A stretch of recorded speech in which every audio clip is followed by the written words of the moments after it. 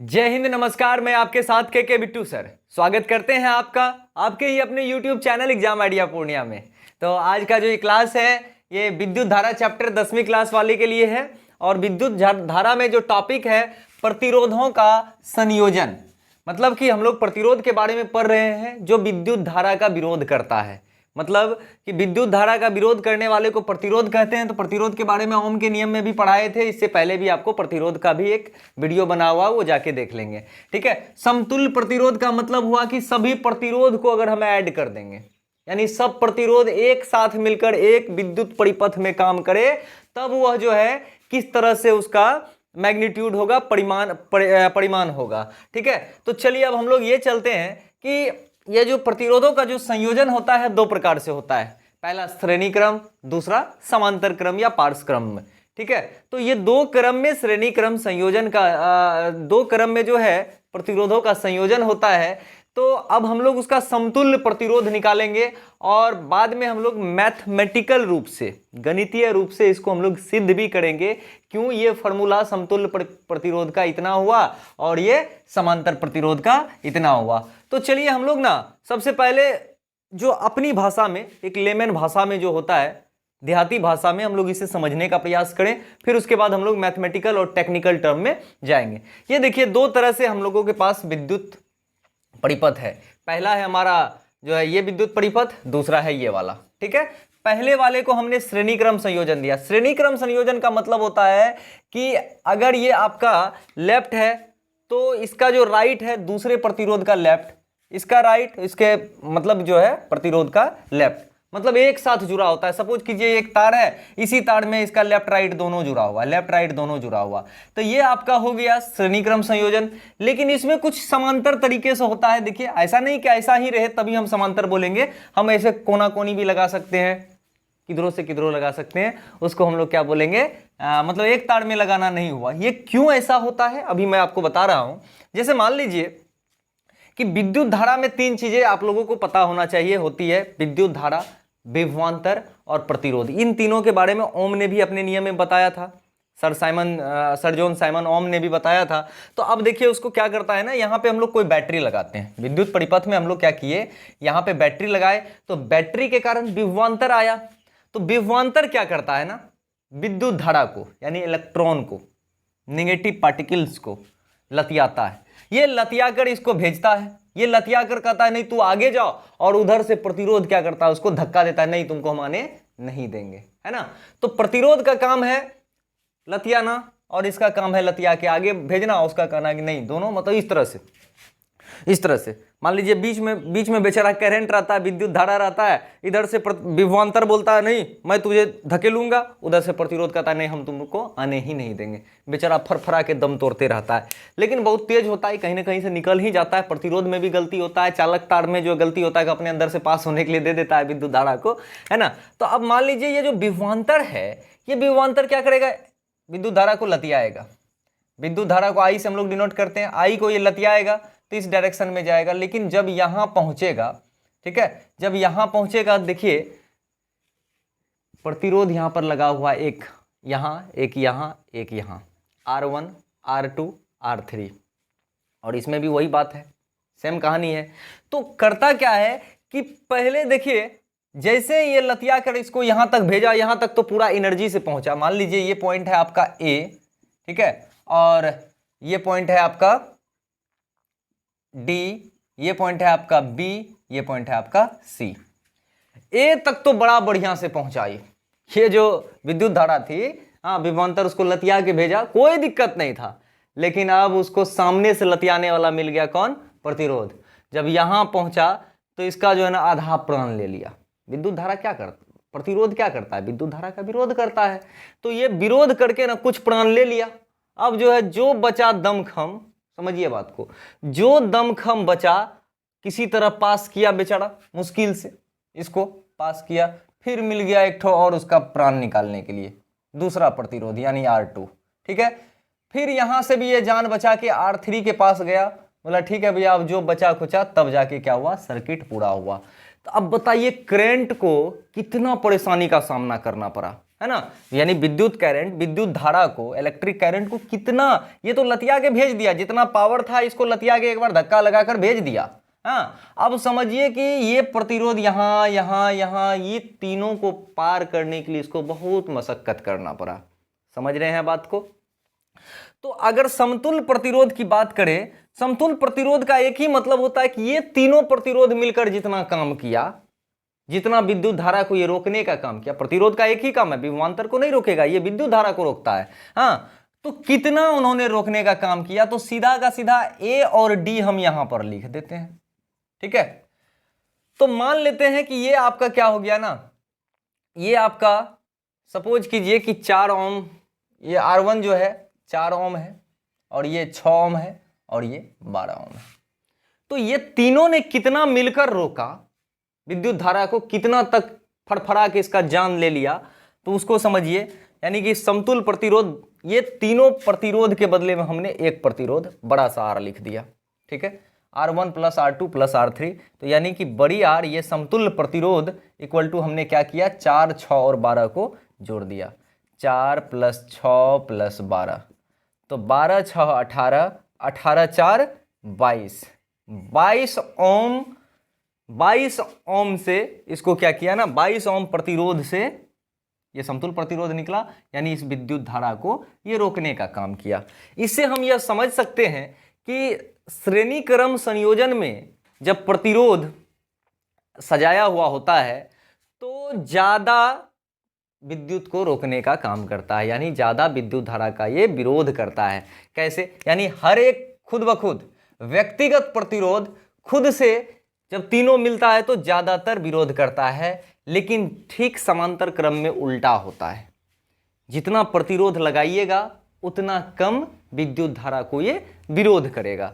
समझिए कैसे, मान लेते हैं वही 4 ओम, 6 ओम और 12 ओम का 3 प्रतिरोध को हमने सजाया है समांतर क्रम में।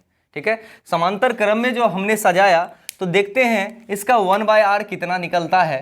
1/r इक्वल टू हो गया 1/4, R1 हमारा 4 है, प्लस 1/6 प्लस 1/12। और भी ज्यादा प्रतिरोध लगेगा तो आप यहां भी बढ़ा सकते हैं, इधर भी आप बढ़ा सकते हैं। हम 3 लेकर आपको समझाने का प्रयास कर रहे हैं।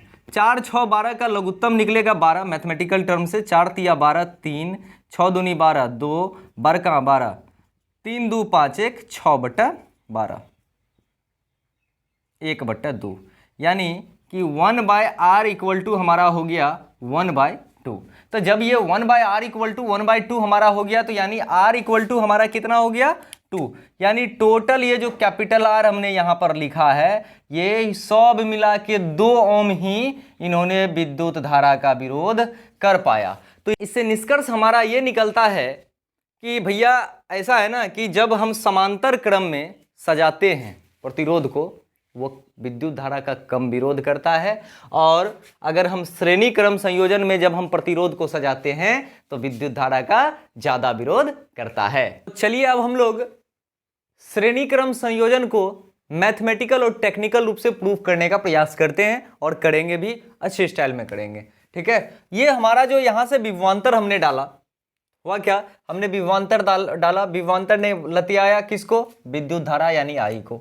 तो आई जो है सबको समान मात्रा में मिला, विरोध हुआ समान मात्रा में हुआ, तो विरोध होने के बाद क्या हुआ, सबके बीच का विभवांतर पे फर्क पड़ गया, है ना। इसको कुछ और विभवांतर मिला तो यानी V1, इसको क्या मिला V2, और इसको विभवांतर मिला, यानी देखिए ये दोनों विभवांतर क्या होता है, यानी दो विभवों के बीच का अंतर। तो ये बिंदु A का विभव और बिंदु B का विभव, जो पहला लेक्चर में हमने बताया था, ये दोनों को घटाया, यानी कि VA minus VB equal to ये V1 आया है हमारा। इस बात को नोट कर लीजिएगा, यहां भी वही हुआ, यहां पर भी वही हुआ। तो हमने डायरेक्ट इसको V1 लिख दिया, चाहता तो इसको VA माइनस VB भी लिख सकता था, तो वो थोड़ा सा ज़्यादा आपको कॉम्प्लिकेटेड लगता, क्योंकि आप लोग 10th में हैं, और 10th के बच्चे को जितना मतलब आसानी से समझाना चाहिए उतना अच्छा होता है ना। तो अब देखिए A और B की अगर मैं बात करूं, तो A और B के बीच का विभवांतर हम मान लेते हैं V1 है, क्योंकि अलग अलग विभवांतर होता है ना। क्योंकि जब ये विद्युत धारा जब यहां से प्रवेश किया तो उन्होंने विद्युत धारा का विरोध किया, तो विरोध किया तो क्या हुआ, V1 V2 और V3 पर फर्क पड़ गया, मतलब सभी के सिरे पर विभवांतर पर बिल्कुल फर्क पड़ गया, है ना। आई लेकिन हमारा समान रहा, आई यहाँ भी समान रहा, जब इधर आया तो भी आई समान रहा, इधर आया तो भी आई समान रहा, यानी आई पर कोई फर्क नहीं पड़ा। तो इसलिए हमने लिखा है, माना कि R1 R2 तथा R3, R1 R2 तथा R3 तीनों प्रतिरोध श्रेणी क्रम में है। तो अभी से हम यही चर्चा कर रहे हैं, ये श्रेणी क्रम में है, संयोजित है तथा इनसे समान विद्युत धारा, यानी ये तीनों प्रतिरोध से जो है समान विद्युत धारा प्रवाहित हो रही है। तो भैया जब विद्युत धारा प्रवाहित हो रही है, आर हम दे ही दिए हैं, तो R1 के छोरों पर, यानी ये जो R1 का जो प्रतिरोध का जो ये छोर है, ये दोनों पर कितना विभवांतर है। तो हमने क्या बताया, V1 बोलिए या VA माइनस VB बोलिए, ठीक है, VA माइनस VB बोलिए, ये कितना विभवांतर है, ठीक है। तो V1, चलिए ओम के नियम से आइए, V इक्वल टू क्या होता है, IR, I तो सब में समान है, ठीक है, तो हम यहाँ पे लिखेंगे IR, समीकरण 1 मान लीजिए इसको आप, ठीक है, ये IR समीकरण 1। V2 के लिए क्या हो जाएगा, इसके लिए भी, यानी VB minus VC equal to हमारा क्या हो जाएगा, आप ही बताइए, IR2, ये IR1 हुआ, ये IR2 हुआ। ठीक उसी तरह से VC माइनस VD, ये विभवांतर यानी V3, इसके बदले में आप ये लिख सकते हैं, कोई दिक्कत नहीं है, ठीक है। तो आप IR3 लिख लेंगे, समीकरण 3 हो गया आपका। तो आपको तीनों का विभवांतर निकल गया। तो याद रखिए, श्रेणी क्रम में हम विभवांतर को जोड़ते हैं, विभवांतर का फॉर्मूला निकाल के, और टेक्निकली बता रहा हूं मैं, समांतर क्रम में क्या होता है, आई अलग हो जाता है, तो आई का फॉर्मूला हम लोग निकालते हैं, ठीक है, विद्युत धारा का। अब यहां पर समझिए, ये हमने IR1, IR2, IR3 लिया, ठीक है। तो ये क्या था, इस तरह का परिपथ था, यहाँ पे हमारा विद्युत, यहाँ पर हमारा जो है बैटरी V1 लगा हुआ था, आई विद्युत धारा प्रवाहित हो रही थी। अब ये पूरा को जोड़ के हमने क्या किया, डायरेक्ट AD लिख दिया। AD के बदले में हम बड़ा सा भी लिख देते हैं, यानी AD के बीच का जो विभवांतर है ये बड़ा सा भी है, AD के बीच का जो विभवांतर ये बड़ा सा भी है, और ये पूरा का पूरा जो प्रतिरोध है ये R1, R2, R3 के बदले में एक R लिखे हैं, ये तीनों के बदले में, उसी को हम समतुल्य प्रतिरोध कहते हैं। तो क्या हो जाएगा हमारा, ये भी इक्वल टू, ये तीनों प्रतिरोध हमारा जुटेगा, तीनों जुटेगा, IR1, यहाँ ध्यान दीजिए, ये तीनों समीकरण यहाँ पे लिख दीजिए, समीकरण 1, 2, 3 से, ठीक है, 1, 2 एंड 3 से क्या हो जाएगा हमारा, IR1 plus IR2 plus IR3, आई सब में कॉमन है क्योंकि सेम है, R1 plus R2 plus R3 हो जाएगा, ठीक है। V इक्वल टू क्या होता है, ये सेम आई जा रहा है, ये सेम हमारा आई जा रहा है और R है, V इक्वल टू हो गया हमारा IR, ठीक है। तो IR इक्वल टू, ये आई कैंसिल, सीधा का सीधा ये कैंसिल हो गया, दोनों तरफ आई है, कैंसिल है, ठीक है। हमारा इस R के बदले में R लिखे, R इक्वल टू हमारा R1 plus R2 plus R3, ये हमारा प्रूव्ड हो गया, ठीक है।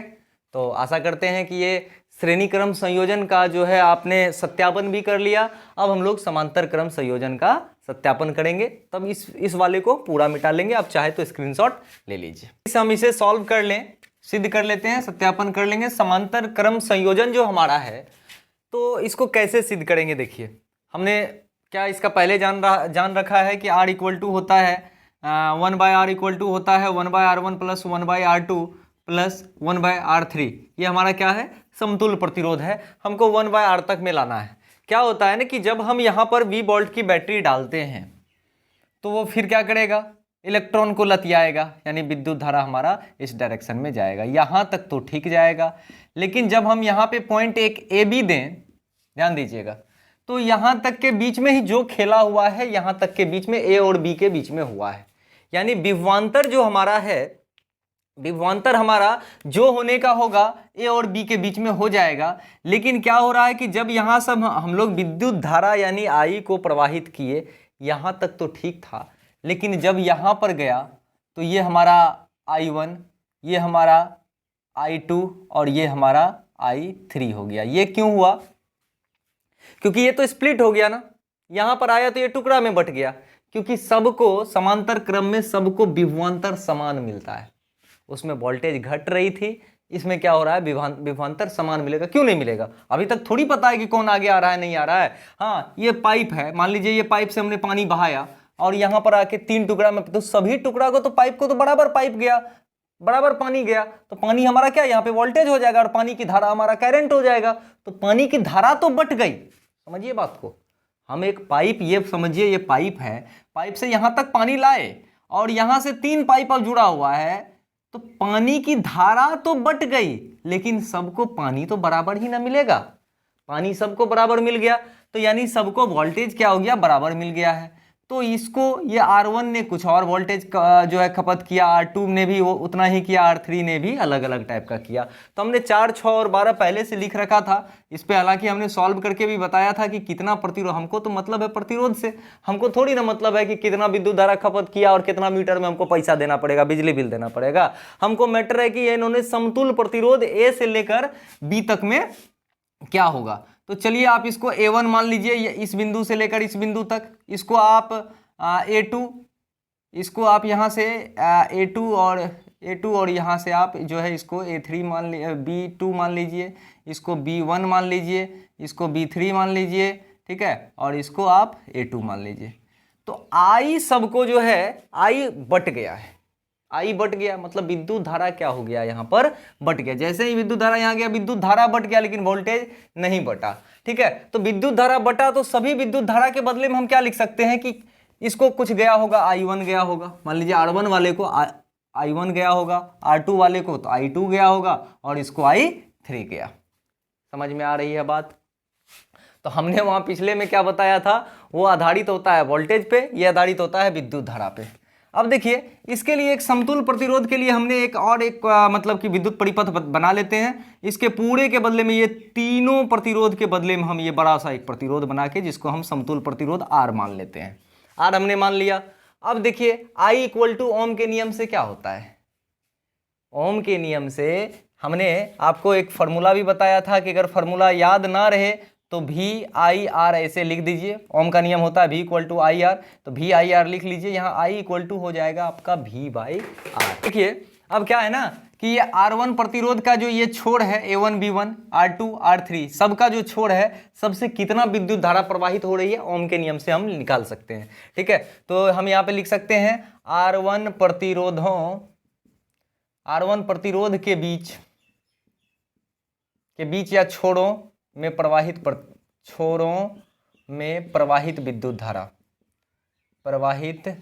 विद्युत धारा, यानी कि I, यहाँ हमारा I1 है, ये प्रवाहित धारा क्या है, यहाँ से यहाँ तक हमारा I1 न चल रहा है, तो I1 इक्वल टू हो जाएगा V, तो सब में समान है, यहाँ भी इसलिए सब में समान है क्योंकि यहाँ से A से लेके B तक का हमको विभवांतर चाहिए था। ठीक है, V/R1। ठीक उसी तरह से R2 प्रतिरोध के लिए देखिए विद्युत धारा हो जाएगा I2 equal to V/R2। R3 के लिए चलिए देखिए, I3 के लिए भी हो जाएगा हमारा V/R3। तो हमने क्या लिखा था, I के बदले में I1 plus I2 plus I3, यानी समीकरण 1 से जब हम चले, इसको चाहे तो हम 2, 3, इसको चलिए 2 समीकरण मान लेते हैं, इसको 3 मान लेते हैं और इसको 4 मान लेते हैं। ठीक है, मानने में कोई हर्ज नहीं है। ठीक है, समीकरण 1 से जब हम चलते हैं तो I इक्वल टू हमारा क्या होता था, I इक्वल टू देखिए V/R होता था। तो यानी ये बड़े से I के लिए हम क्या करेंगे, यहाँ से यहाँ तक जो I विद्युत धारा प्रवाहित हुई है समतुल्य प्रतिरोध में, I इक्वल टू हमारा क्या हो जाएगा V/R। तो I इक्वल टू समीकरण 1 में हमारा I1 plus I2 plus I3 हम लोग लिख देते हैं। समीकरण 1 से हमने लिखा I इक्वल टू, हम यहाँ पे V/R लिख लेते हैं। I1 के बदले में क्या लिखे आपने, V/R1 लिखा, V/R2 लिखा प्लस V/R3 लिखा। ठीक है, अब देखिए V से सभी V कैंसिल हो जाएगा, कॉमन लेने के बाद कैसे कैंसिल होगा वो भी मैं दिखा देता हूँ। V/R इक्वल टू, अगर आपको V अगर कॉमन ले लेंगे तो क्या बचेगा, 1/R1 plus 1/R2 plus 1/R3।